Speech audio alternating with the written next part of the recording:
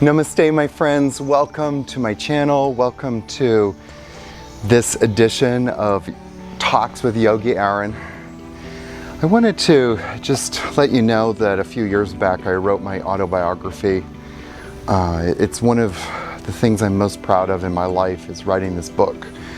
And it's really was written with kind of a chicken soup for the soul kind of idea.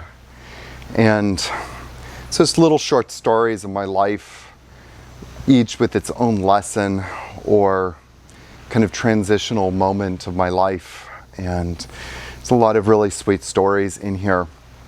It's available on Amazon, Autobiography of a Naked Yogi. I'm often called the Naked Yogi because I often speak the naked truth. And there's other reasons why I'm the Naked Yogi, which you have to read the book to find out more about. I wanted to share with you one of my favorite chapters in the book, and it's called A New Age. I was very fortunate when I was growing up. I grew up with very modern parents who encouraged me to always try different things and to excel as much as I could in life. And I often, as my parents were divorced, would visit my mother every summer. And my mother introduced me to a lot of what we called at that time New Age people or New Age friends in their network. And I became very close friends with many of them who at a very early age helped me to broaden my mind and expand the possibility of who I could be in this world. I really believe that it takes a community to raise a child, and I've been very fortunate to have been surrounded by that community all my life. And every person in that community always supported and championed me to live my best life. And the proof of that now is that I've opened up this beautiful yoga retreat center here in Costa Rica, which was sort of the culmination of my work. The next step of my life now is leading me to start teaching people how to cultivate more stability and strength and leading them to have more confidence in their life. So this little small short chapter is called A New Age. And it begins with a little suggestion. Hang out with people who inspire you. Read books that inspire you. Listen to great music. Surround yourself with beauty. Get inspired. Be inspired. Stay inspired. By the time I was 14, Mom had abandoned the religious right in favor of New Age thinking, affirmations, visualization, astral projection, techniques she shared with me and encouraged me to practice.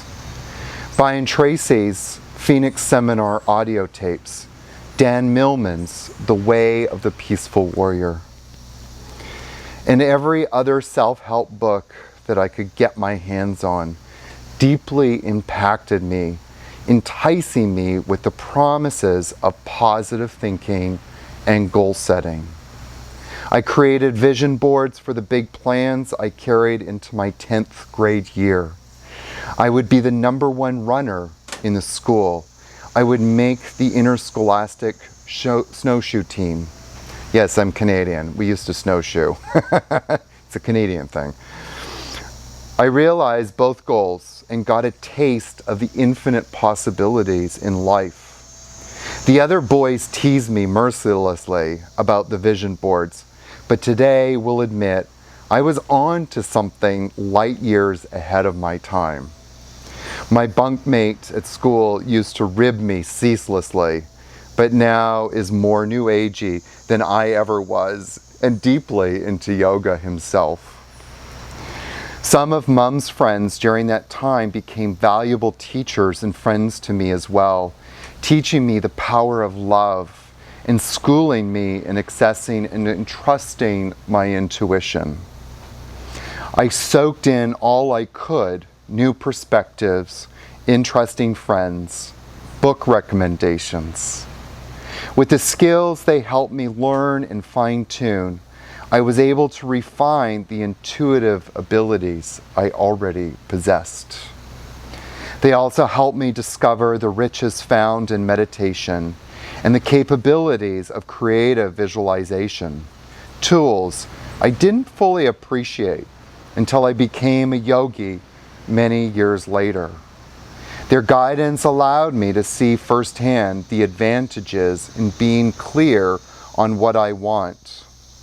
I'm hyper aware of my thoughts now, having seen their power.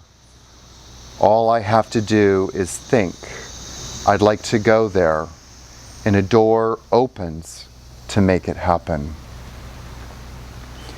During a visit to Vancouver in 1988, I was lucky to reconnect with one of those special friends who invited me to a gathering for a meditation circle and refreshments.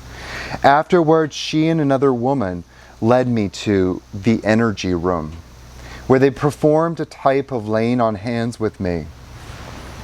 Her friend was an energy worker who would infuse me with positive energy. Here, I was a wide-eyed, curious 16-year-old, open to anything. And while I did not smoke or drink anything that night, the vision I saw was clear. Someone entered the room. He appeared as an old man, Native American, whose name was White Buffalo. I felt him put his hand on my navel chakra. That experience opened a world that is unseen and not easily understood. And since that time, I've had an abiding fascination with such mysteries. The wisdom these women shared changed the course of my life, opening new perspectives that I carried through the remainder of high school and beyond.